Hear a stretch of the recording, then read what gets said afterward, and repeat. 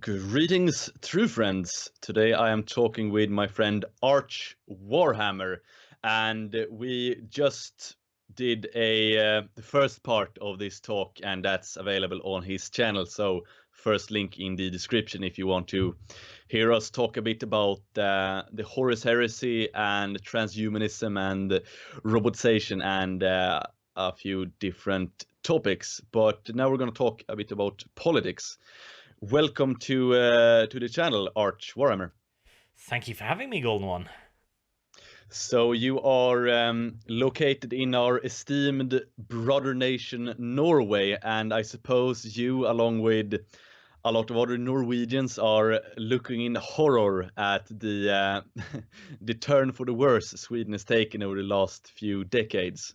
Oh yeah, I'm a southerner here in Norway, and as you probably know, our two countries basically don't have a border. So if your country goes down, mine's next.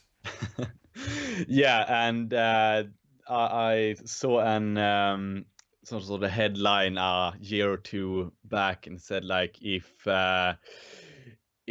Sweden collapses, Norway will take measures to I can't remember what it was, but the levels of awareness uh, between the Norwegian establishment and the Swedish establishment is quite significant. And obviously, as I've said in previous videos, like all of the West are facing the same sort of problems, but you notice, especially as a Swedish individual, that there is a difference in how the mainstream conversation goes, how the politicians talk about these things. And I mean, the Norwegian politicians, they are a lot more sane than our Swedish ones. So I suppose that a lot of Norwegians and also Danes and Finns, they're looking at Sweden and just ask themselves what is going on. So is this something you have noticed with other Norwegians as well, that they ask themselves what is Sweden doing? Oh, definitely. I mean, we were kind of heading in your direction for a while. I mean, we had politicians asking for Sharia courts, increased immigration, all of this shit. But your poor country essentially was the one who received the most immigrants first, and so we've kind of been shielded. So thank you, I suppose. We took the bullet for Norway, and I haven't been to Norway since I was little, so I don't know how the situation looks now. But as far as I've understood, like talking with Norwegians, is that Norway as Norway in general is quite like well off still, except for parts of Oslo. Is that correct? Yeah, we've done a relatively good job here in Norway with integration because we've received small enough numbers to the point we've actually been able to integrate most of them. Most of our like proper foreign immigration from third world countries, etc., has gone relatively well as these things can go. Actually, one of our largest problems with immigration crime comes from Polish people who steal anything and everything that isn't nailed to the floor. Okay. Yeah, the Polish people in Sweden are quite nice actually, like very hardworking and generally good people. So I suppose you attracted the bad Poles and we got the good Poles. Um, I mean, they so probably look at this like, okay, Sweden's currently turning into an Islamic republic. Let's just skip that and steal the Norwegian stuff instead. yeah. Also, I didn't properly introduce you. Something that I might point out is that Arch Warhammer and I have some differences in our political views. So, and you would describe yourself as a more like liberalist. Is that correct? Oh, definitely, yeah. I'm the kind who I mean, I like the state. I'm not a narco crazy or anything like that. I think the state does stuff that the rest of us can't be bothered to do, like maintaining our goddamn roads and stuff. But other than that, I would like to see people have as much in the way as liberties as reasonably possible within a civilized society. All right, and obviously we had a conversation a while back where I elaborated on the 11 ethno state, which is a future goal, and obviously my political goals is to basically secure a future for my people. I want Sweden to be Swedish in 100 years. I want there to be people who look like me in 100 years as well. So the question of integration is not something I'm overly fond of. I think that we can integrate other Europeans, and then obviously we can have a very limited immigration of people who they're here as esteemed guests. So, for example, in Sweden we have immigrants from Japan who does a bit of everything. They have sushi restaurants, and I see no problem with that at all, because they don't make it a mess, they don't cause any trouble, and they don't want to impose their way of life on us. And also, I might elaborate on this quickly as well, that the problem, I don't have anything against immigration per se. I absolutely do not hate anyone based on their birth. I do hate people, but that's because they've done something wrong. So, for example, the mainstream politicians of Sweden, I can say that I feel a bit of hatred towards them, but I don't hate anyone based on their birth. But the situation in Sweden is that we are, or in all of the West, by the way, we're being replaced as a people with other peoples who have distinctively different genetics of ourselves. And if all of these people integrate, there will be no people who look like me in 100 years or 200 years. And that is a top priority for me. So that is basically my take upon the political situation. And when I say political, I would rather say like the survival situation. So yeah, just wanted to have that said. But is that something you agree with, or do you have any other takes on that? See, I don't view it to be as dire of a situation. For me, it matters less, but at the same time, I really don't mind that kind of opinion. Like, if you can achieve your goals via the society you currently live in, via voting, etc., I don't mind at all. I mean, in Sweden, you should be allowed to make whatever rules you want. And considering the current situation in Sweden, I actually consider your position to be far more reasonable than I would in many other countries, because I mean, your country has seen some of the absolute worst of good old-fashioned multiculturalism.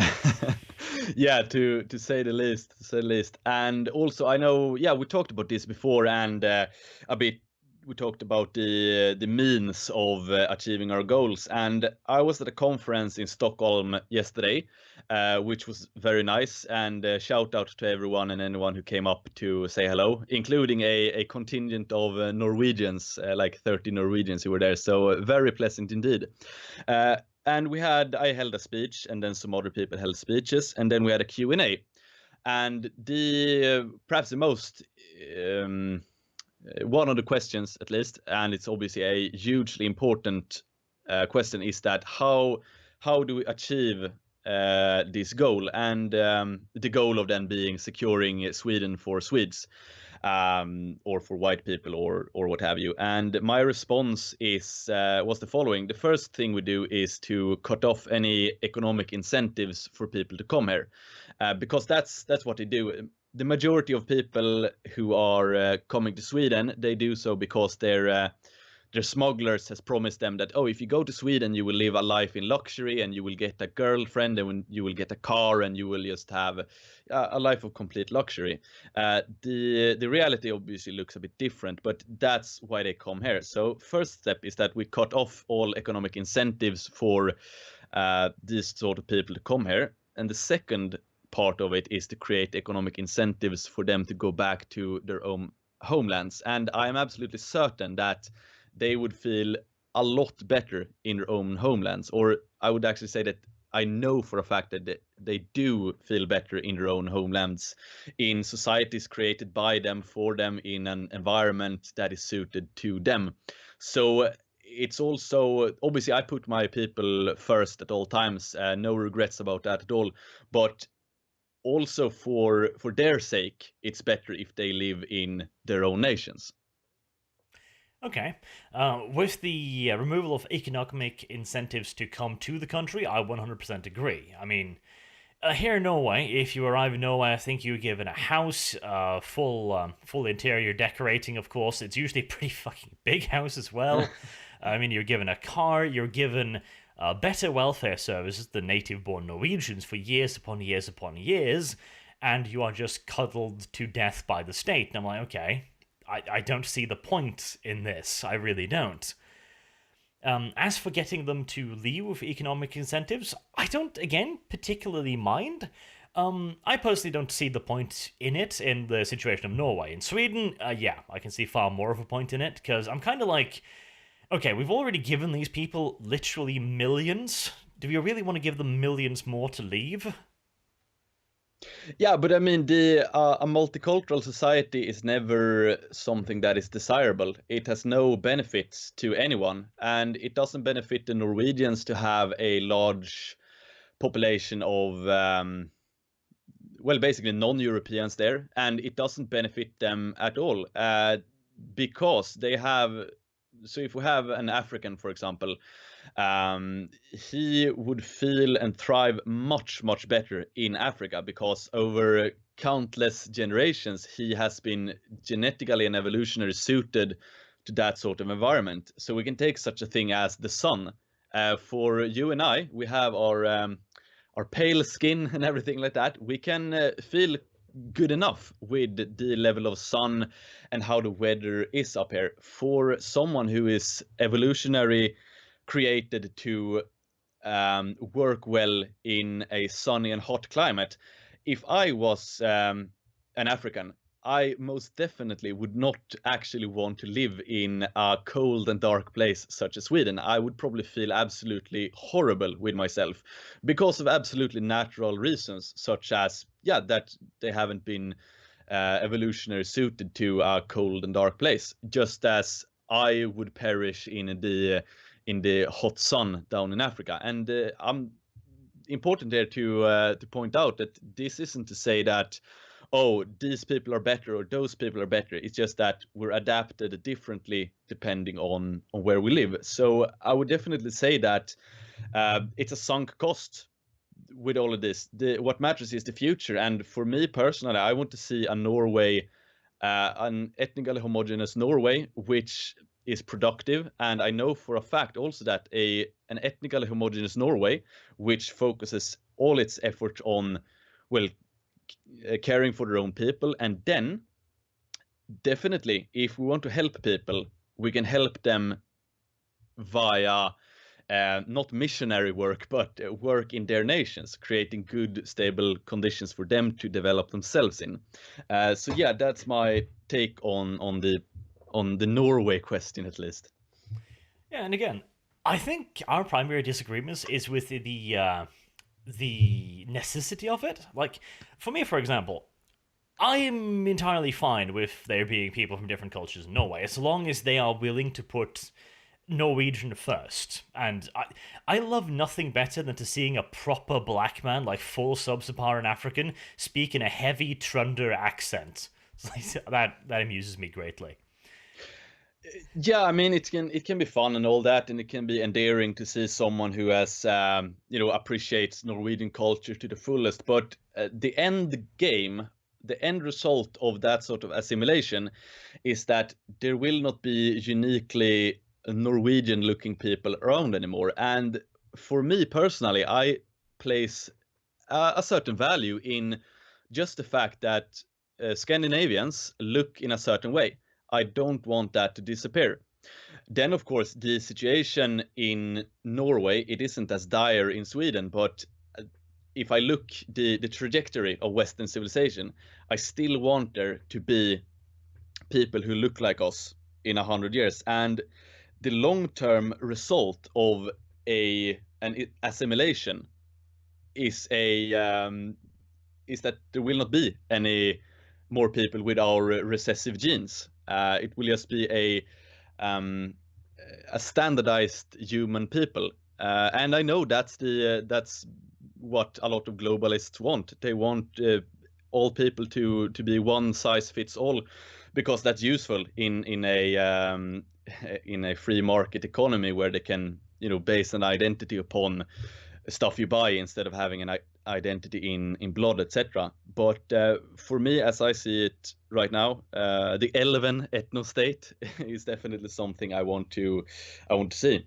Now, with that said, it's not that I want to kick out everyone who isn't Norwegian, but if we're talking about the trends and the trajectory, so if I see right now in Sweden, if we had completely stopped immigration and if we assimilate all non-Europeans in Sweden and they completely mix with the native Swedish population, that would be a travesty to the world.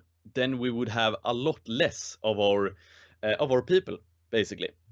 So that is why I'm seeing this beautiful Scandinavian people are in danger because of that. So that's my reasoning right there. Okay, yeah, no, I understand.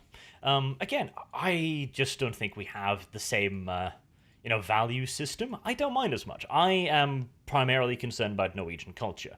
The look of the people, that's something I care less about. But at the same time, I can also understand your position. And in the case of Sweden, again, I can respect it. Yeah. I mean, I'm sure when it comes to realpolitik, we agree with each other on quite a lot of things. But just a note there regarding the culture is that Swedish culture is a direct result of Swedish people. Without Swedish people, there can be no Swedish culture. So everything we have and everything we take for granted, it's because it has grown from our uniqueness as a people. And if we replace the people, we will inevitably replace the culture, because genetics is the bedrock of everything, basically. And it's might be a harsh truth, but it is the truth nonetheless.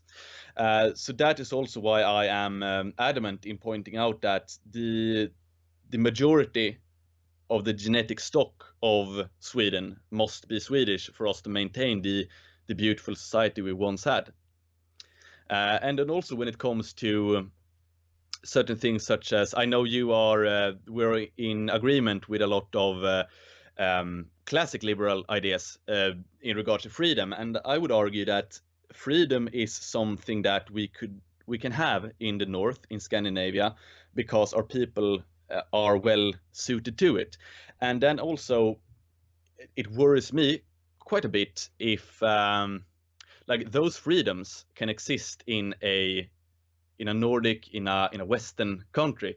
I'm not as sure that those kind of freedoms would exist in a non-European Sweden, for example. No, that's a really interesting question, because it's a fucking complicated one as well, because then we come into the entire point of evolution, why people are how they are, how they've become how they are. Like, nature has a certain influence upon that, like you said, white skin because of the sun, etc. The needs of the society we're in, for example, in northern countries, I believe the theory is called the harsh weather theory or something. Basically, we had to evolve a more complex cooperative society quicker, because if you didn't build up a serious supply of food for the winter in Norway or Sweden, you just fucking died. Whilst in sub-Saharan Africa, for example, whilst you might have a very harsh life if you didn't plan ahead, it wouldn't be as bad, etc. Yeah, definitely. And that's also something when I talk about, like, it's not about who is better, it's about who is more adapted to what sort of societies. So in Africa, for example, planning ahead hasn't been as important because food was always there, but there was always the danger of other males or other like wild animals, etc. So whereas for us here in the north, we had to think about how to survive winter, planning ahead, not being as well. We can't have the luxury, or like luxury. It's not a luxury to fight with wild animals either, but the luxury of living in the moment. So, and that's obviously had a profound impact in how we build our societies. And something that I really want to point out is that it has taken a long time to create this final product of the Scandinavian people, for example, it's a long line of refined evolution that has gotten us to this point. And when I see such a people being replaced on a genetic level, it's the I can see it's like a tree or a flower that has been growing for a very long time, and then someone comes and cuts it down. Obviously, exceptions will happen, definitely, but when it happens on a grand scale, it truly breaks my heart. So that is at least the point of my issue with the genetic question. But moving on to another topic which we have discussed before, and that's the bit more classic liberal view of a lot of things. So obviously, freedom of speech is quite a hot topic at the moment. Is freedom of speech also something that is a core belief of yours? Personally, I'm of the opinion that freedom of speech should be absolute. Because I don't care how insulting or how vile something somebody has to say is, they should still be allowed to say it, because otherwise, you're basically saying that your society is too weak to handle it. Yeah, yeah. Yeah, no, I agree. I absolutely resent the sort of internet culture where it's only about insulting people, and I have taken a lot of heat over all these years as well. But the alternative is not something I want either. I would definitely not want censorship. And I mean the whole issue with Count Dankula now, it's just horrible, and especially since it happens in the birthplace of classic liberalism, like Great Britain, that he will then be harassed by the state for making a bad joke. It's ridiculous, and like you said, here's the thing.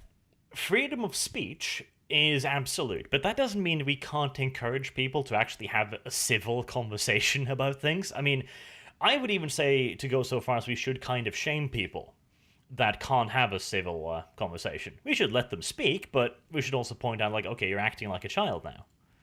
Yeah, definitely. And this is something I've begun doing as well here on YouTube a bit.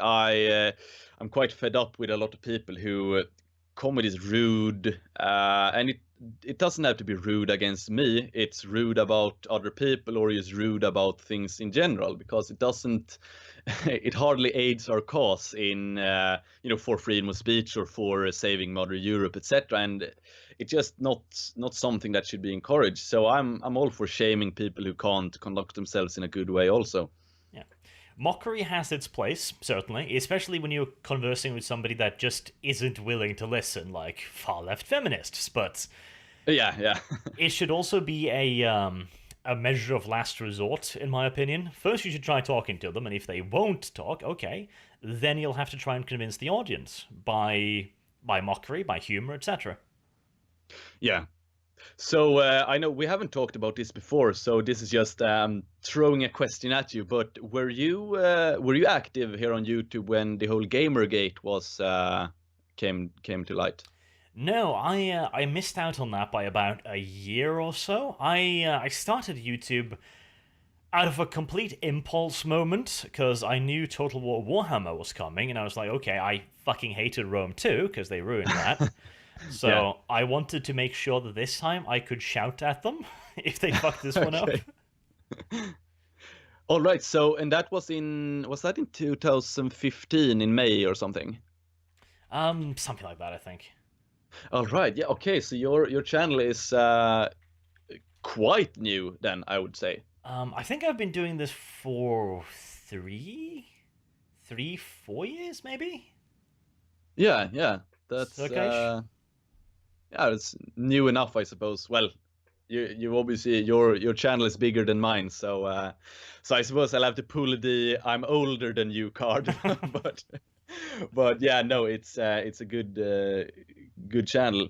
Yeah, no, I sort of missed that as well, or I was more into fitness when that whole thing transpired, but in the grand scheme of things, I think it was a good wake up call for a lot of people, seeing these horrible feminists come in and want to take our games away from us, and not only our games but our lore as well. And something I fear is that the feminists will start going after Black Library and Horus Heresy and stuff like that. That would truly break my heart.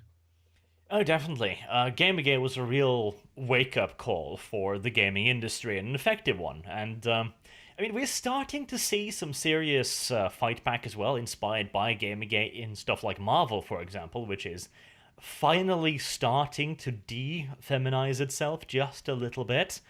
But the threat is by no means over, not even fucking close. And I do believe that within the next, I'd say, couple years is going to be the danger zone for Games Workshop. If, because they've just recently started communicating with their goddamn fans for the first time in 20 plus goddamn years. Yeah. And if they start listening to the wrong type, we're going to see them going much the same direction as Marvel, I'm afraid. And I really hope we can avoid that. Yeah, definitely. As I said, it would truly break my heart, especially since I've read so many like Horus Heresy books and also Warhammer Fantasy books. So yeah, hopefully they will listen to. And I mean, the thing with Games Workshop is that their fan base, as far as I know, are quite homogeneous. It's like young white straight men, basically. And I definitely hope that they will cater to that fan base instead of trying to gain. Because here's the thing, Games Workshop, it's a company as well. Obviously, they want to expand their markets and they want more people in the hobby. I definitely understand that, but I really can't see like Warhammer becoming popular with I don't know the majority of other groups than it already is. I might be wrong, but point being, I hope. And if anyone in Games Workshop is listening to this right now, please keep it as it is. Yeah, because I think you're right. The 40k fan base is relatively homogenous, both because it's been a very niche thing for ages, a niche European thing. It's getting more widespread now. In fact, I think it's slowly but surely approaching actual mainstream. But one thing that's really interesting is, regardless of race, gender, color, creed, etc., the vast majority of 40k players are on the conservative side. They're center left to center right. There's very little extremity in this. There's very little far right, very little far left, really. I would actually say that there is probably I don't like to use the term far right, but I would say that a lot of people who are attracted to, well, mainly the aesthetics of the game are leaning a bit to the right, so to speak, because I mean the aesthetics, it's powerful, militaristic, and if we're talking about such things as the Primarchs, for example, heroic demigods, it is a quite right wing. Well, put it like this: it's very hierarchical. It's about hierarchy. A leftist will obviously not appreciate the what you will call it, well, differences in a Primarch and in a Space Marine and a regular human. So I'd say that there is this element of traditional right-wing views ingrained in the Warhammer world. And as we talked about on your channel in the first part of the conversation, that it's geared, like the whole Empire of Man or Imperium of Man is geared towards the survival of humanity. And I'd say that there is something inherently right-wing with that. And I mean right-wing in the sense of the word today, so I'm not talking about workers' right or anything like that. But yeah, that was a tangent I went off on. I think it's again a question of degrees. I don't like the term far left or far right either. I usually use far left to talk about the literal communists, because I think a lot of us are fairly center. Like, I wouldn't even consider you to be far right. I would consider you to be a fairly reasonable right. I mean, thank you. the far right are the people that go like, "Oh, revolution now! We must kill the immigrants." And I'm like, okay, Yeah, yeah. Uh, the the the thing with those kind of people is that they don't. Many of these people, and this is very regrettable, is that they don't really care about modern Europe. They don't really care about Sweden. They get a kick out of being pretending to be extreme. They get a kick out of provoking people. That is what ultimately drives them. Anyone who's truly dedicated is going to try to present himself and our views in the best possible way. So I mean, when someone, an anonymous commenter, talking about bloody revolution and everything like that, that is not someone who's dedicated enough to have a good grasp of the situation. So to that's just something that I know it's a weakness within the right wing um, part of politics, that there is a lot of anonymous commenters that are misrepresenting us in a horrendous way. And this is also very demoralizing, because I know that when the media, like mainstream media journalists, are looking through my social media and channels, etc., they're absolutely looking for these sort of impulsive individuals who are writing a lot of stupid things. Yeah, they're not ideologically driven. They're just out to provoke. That's yeah. Sorry to interrupt you. I just wanted to clarify that. no, that's fine. Now, I think it is a question of maybe would realism be the correct word almost? Because I think, like you said last time we spoke, revolutions are messy, Yeah. and neither side tends to really come out that good from a revolution. I mean, in Sweden, I agree. You need to start taking some pretty radical measures to get control over the situation. Because I mean, it's not how do I put it? It's not a made-up threat that's in your country. You are in a general position of, danger. You've gotten so much Islamic immigration that you are in danger of becoming an Islamic goddamn state. I mean, what, you have at least one active Sharia court in a Scandinavian country, and that's just like that's wrong. It's very wrong. Yeah. It is. We are in a dire situation, and that's just the like on so many levels. The welfare system obviously have failed a long time ago. We have elderly people who are more or less being thrown out on the street. That wouldn't have been the case 20 years ago. And a lot of things going on behind the curtains as well. A lot of decay in society, purely because of economic reasons. So when someone sees, oh, there's a riot in Rinkeby or something like that, there's a riot in an immigrant heavy area. I mean, that's just, yeah, it looks bad, but that is just the tip of the iceberg. The things I'm worried about are, the very fabric of our society is crumbling. That is the horrendous part. So yeah, I mean, definitely we are in a bad situation. But to just white pill people here, I definitely think there's hope, and we obviously have an election coming up this year, so that will be quite interesting. And there is a ray of hope, isn't there? Because the more far left forces in Swedish politics are starting to lose a bit of ground now. Yeah. The political situation and the meta political situation in Sweden has changed so much over the last 8 years. Sweden Democrats got 5.7% in 2010, and if you said that you voted for the Sweden Democrats, then you were just branded as the worst sort of fascist there ever was. Now, however, I mean, the when they're doing test polls, etc., on certain occasions, Sweden Democrats has gotten up to about 25%. And if you had said that to a Swedish person 8 years ago, they wouldn't have believed it. So I mean, the political situation has changed so extremely much. Now I don't necessarily think Sweden Democrats is enough to solve the situation, but that they're getting more support is obviously something. It's a step in the right direction, at least.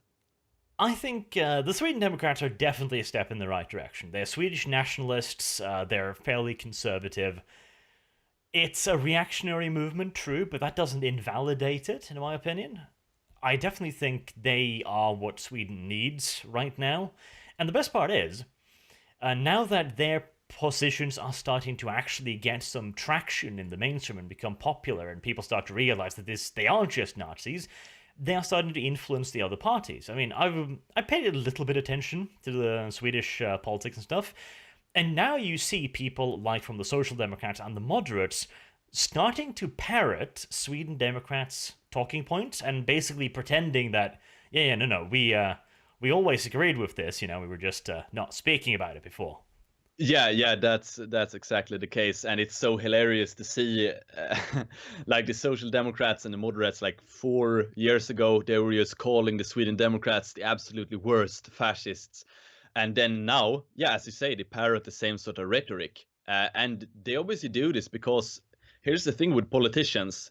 They have one goal, and that is to get into power. So when the metapolitical landscape shifts, the politicians will shift with them. And that is why I'm so adamant about we must win the metapolitical war, because politics is downstream of culture. Change the culture, change the politics. And they obviously see that, oh, the Sweden Democrats are growing at our expense. We need to get these people back. So they harden the rhetoric. Now, the problem is that the Sweden Democrats, they had a unique opportunity to go to more reasonable measures, but instead they've adapted themselves to the mainstream because they want to be accepted by the mainstream. So we have a new party incoming, and yeah, it's a new party, so I can't say too much about them at this particular moment in time. I might give a general update in the coming months, but they have more reasonable positions than the Sweden Democrats, because they're talking about expelling criminal immigrants, etc. So if you have committed a crime while in Sweden, you will be sent back to your country of origin, and a lot of really really good, solid, reasonable positions. So yeah, the Sweden Democrats has also opened up for more reasonable alternatives. It's like you say, isn't it? No matter how a party starts out, the goal of the party's politicians is to get in power, because it's literally their fucking job, isn't it? And Yeah.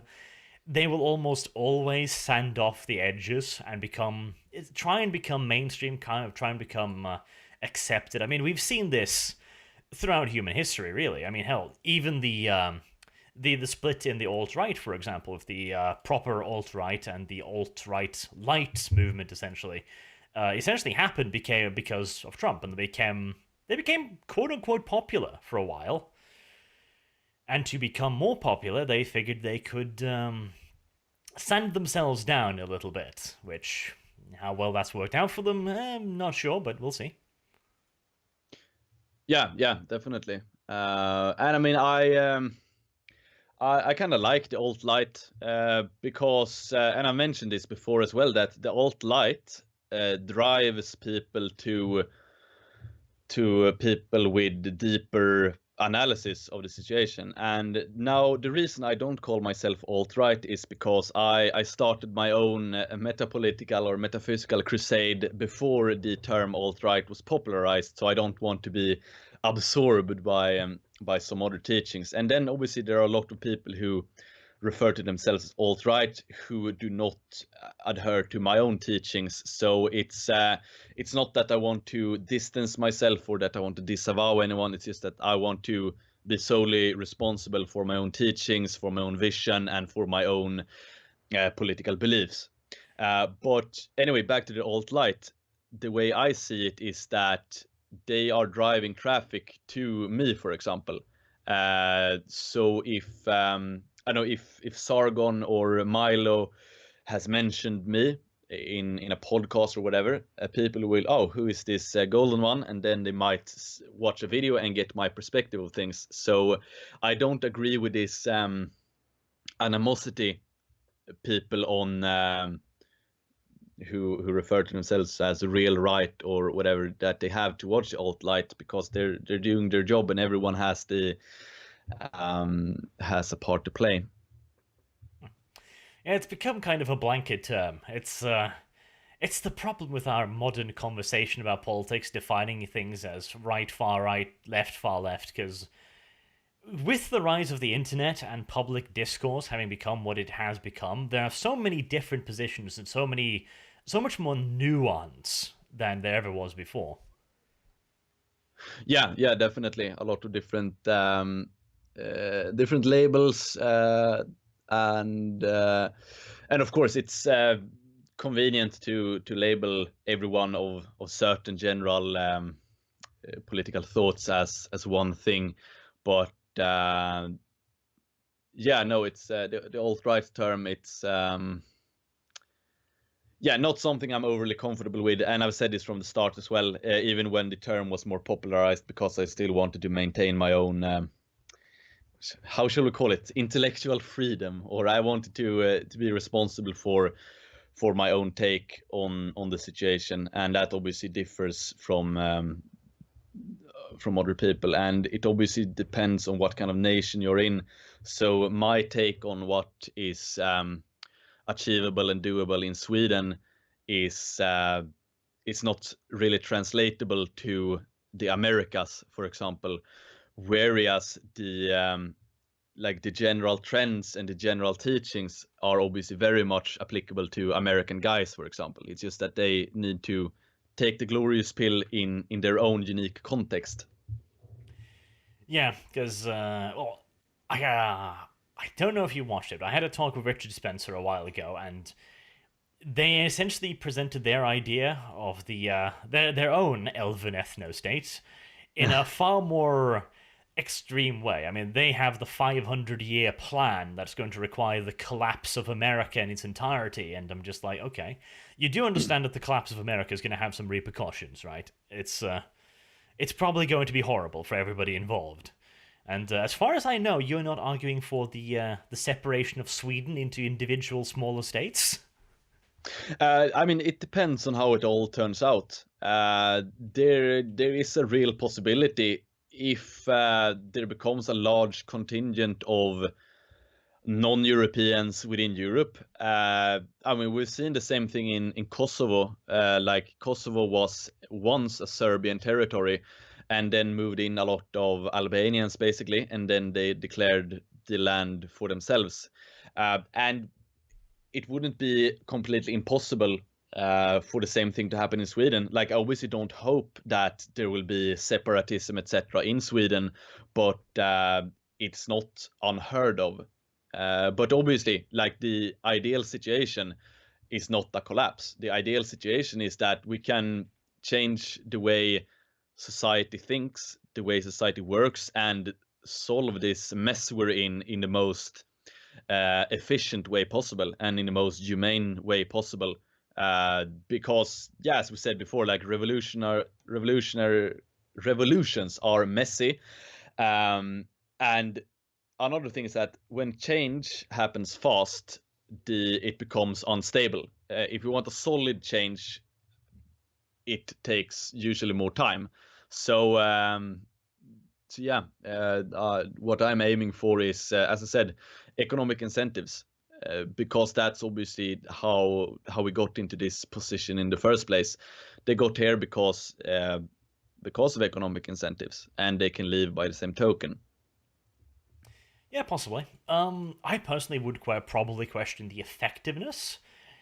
I do definitely think that some people would leave, unquestionably, but at the same time, they know they've got it good here. That's the problem. Our countries are nice countries. They're beautiful. We've got good infrastructure. We've got good social programs. A lot of people is probably going to look back at the third world and think to themselves, yeah, maybe not. I think this is also one of the reasons why we need to start helping more in those countries. Because here's the thing. If we send 1,000,000 kroners to Afghanistan, we can build so much more infrastructure, so much more schools, so much more fields and agriculture, and help them so much more there than we can here. I saw like an actual math piece on this, where I think we could help 100 people in Norway, like, settle them, and for the same price, we could help 10,000 people in their country of origins.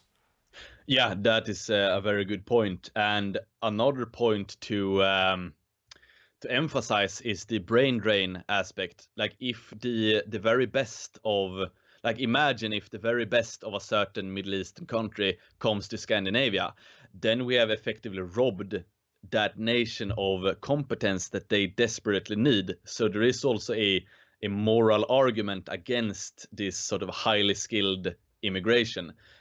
Brain drain, a really good concept and something that we need to start questioning morally. So what I would say is that definitely I have no problem with Sweden or Norway helping those kind of people. I'm all for that because it can help them and it can help us. We can send down engineers to will basically train themselves down there and to create a more stable society. So I mean, I have absolutely nothing against helping other peoples. But yeah, as you say, it's about helping them in their own countries and not in our countries. It's to me, it's really an efficiency question. Like again, because I think we can integrate people, and I don't really mind integrating them because my values and yours are somewhat different there. But for me, it really is an efficiency question. I mean, if we can help 10,000 people in Syria or bring 1,000 people to Norway, I mean, I'm going to pick the 10,000 people. This is a matter of expedience, really. Yeah, definitely. And it makes perfect sense as well to just with a logistic aspect of it all, that you can help more people in their own nations. And another aspect here is that the very aggressive war machinery of say Israel and the US, they are partly to blame for the instability of the Middle East. And if we're talking about the political, I know Sweden as a state can't change what the United States or Israel does, but if we have politicians who are supportive of NATO, for example, that is obviously politicians that need to be shamed. They need to know that the majority of Swedish population do not stand behind NATO and does not stand behind NATO in this sort of warmongering in the Middle East, because I'm not saying that the Middle East was good before all these wars started, but it was a lot better than it is right now. So I mean, yeah, it's also a matter of the wars there, which the Western establishments have supported to a large extent. Huh, that's actually interesting. That's the first point we can actually disagree with a little bit properly, because I actually quite like NATO. Their warmongering stuff that they have done occasionally, like in Yugoslavia, for example, or well, what used to be Yugoslavia. I Yeah. don't like that. I think NATO should be a purely defensive measure, and I think it is a necessary one, because, well, America on one side, Russia on the other. Meh. Well, so you wouldn't prefer a Nordic defense union like Sweden, Denmark, Norway, Finland, and Iceland? I've talked to a couple of guys in the military about this, and I actually really like the idea of a Scandinavian defense union where the countries take responsibility for different things. Where, for example, one country pours a ton of money into aerospace research, creating better fighters, creating the best trained aerospace defense forces, etc. Another one pours a ton of money into defense on the ground, etc. I actually really like the idea because us Scandinavian countries, we've bickered a bunch in the past. In fact, Denmark and Sweden have been to war with each other more than any other country. Yes, we hate each other historically. Yes, but the cooperation our countries have between each other really is unique almost in the entire world. I mean, the Yeah. fact that I can literally just cross the border from Sweden to Norway without anybody asking any questions is. And there's no problems. I mean, we're not fucking with each other. We're working together in a fairly unique fashion. Yeah, definitely. We have good relationship, I'd say, in a lot of things, like both with Norway and also with Finland, and nowadays also to a certain extent with Denmark. So yeah, I would be absolutely for a tighter Nordic sort of defense mechanism. But as I see, NATO is I do not condone of American foreign aggression at all. I think the Americas had a reasonable foreign policy up until they entered the First World War, like when they said, you know what, we're dealing with our issues and we're not gonna be overly concerned with intervening in the world. Then obviously I understand that they want that the American economy, or indeed the world economy, is driven by oil. So obviously they need to secure those sources, and that's regrettable. But that, in my humble opinion at least, doesn't justify the wars of aggression they've undertaken in the Middle East. You know, I do agree. Some of them, like Afghanistan, I'm kind of on the fence about, because after 9/11, I feel like it was a somewhat justified response, but at the same time, Iraq, I really hated. It's done far more harm than good, in my opinion. And just the general meddling in the Middle East has caused no end of grief for the rest of the world. And, I mean, Israel, I have a fair bit of sympathy for, because they're literally surrounded by enemies. And to survive in that situation, I do believe that a certain, shall we say, brutality on their part as a measure of intimidation might be the best solution, but it's a difficult question. I really do think we probably should just fuck off from the Middle East and let them play with themselves for a while. Yeah, I mean, the Israel question is very, very interesting, and obviously very infected question as well. And yeah, it's a hot topic. I understand that Israelis, they are giving everything for Israel, but what I don't like, for in the American case, for example, a lot of American taxpayers' dollar goes towards Israel, like in foreign aid. If I had been an American, I would not want that to be the case. But then, as for the Israelis, yeah, I kind of understand how they feel. Then obviously I don't condone of everything they do. They're quite draconian in the way they treat the Palestinians. So I don't endorse that. But at the same time, it's a war. Both sides hate each other. It's one group of people against another group of people fighting for one area of land, and it's a hot, it's a mess. So yeah, but yeah, interesting question. You'll see that in another 500 years, Palestine and Israel will be just like us. Ah, yeah, maybe. If one doesn't eradicate the other, that is. But the foreign aid question is something I find it to be really interesting, though, because the American economy is not good. I don't think anyone will disagree with that, and yet billions upon billions upon billions of dollars are being poured out to other countries. I'm like, okay, I am all for helping other countries. In fact, I think it is a vital part of protecting the West by civilizing them. It sounds horrible, but we do need to civilize them, unfortunately. But you have to be able to afford it. If your country can't afford to spend that money, you shouldn't spend that money. Yeah, definitely. The Americas has quite a few problems to take care of themselves. Another thing with the American military, and that they have so many people, like military personnel stationed abroad, is that it is a large industry. It employs a lot of people. It would have a profound effect upon the American economy if they were to detract all of their soldiers, and that's obviously a regrettable fact of economic life. That is the question. But the way I see it, as I said, like, slow change is good change, and rapid change is usually bad. But in the American situation, what I would hope for is a slow but steady withdrawal of all of their soldiers stationed in the world. So hopefully Trump can withdraw from Syria now. We'll see how that turns out. But yeah. Yeah, that'll be a thing. Cause I don't remember where I found this, but I think like the total military spending in like foreign countries in the world, America has like 40% of it, which is insane. Yeah, it is. The simple fact that they can ship Abrams tanks to Iraq, but it's cheaper to leave them there than it is to bring them back. It's just like, holy shit. But yeah, there needs to be change in America. The thing, America is a strange country, isn't it? They've been heading towards these economic abyss now for decades, and they still don't seem to be aware of it, and I'm just kind of baffled.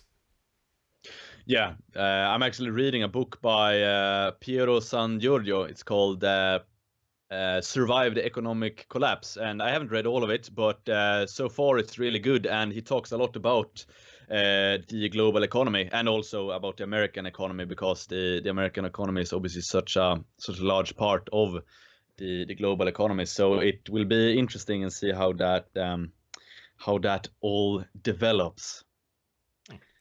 Might have to read that because that is an interesting subject. Yeah, definitely is.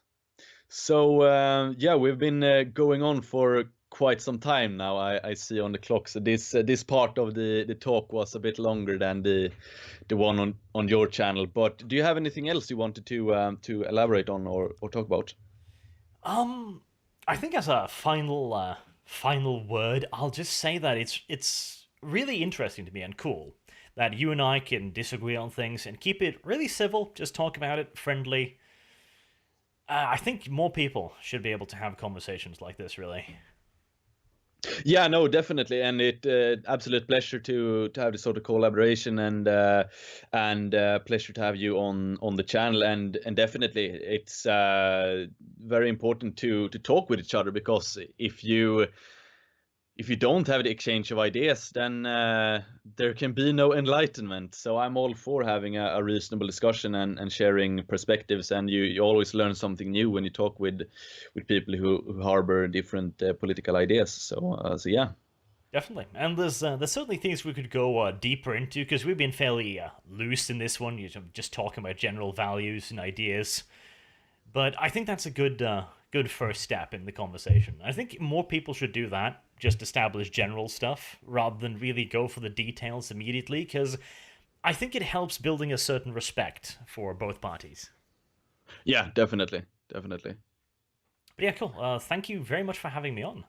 All right, thank you very much. So that was my conversation, part two, with my Norwegian friend Arch Warhammer. And the first link in the description, check out his channel.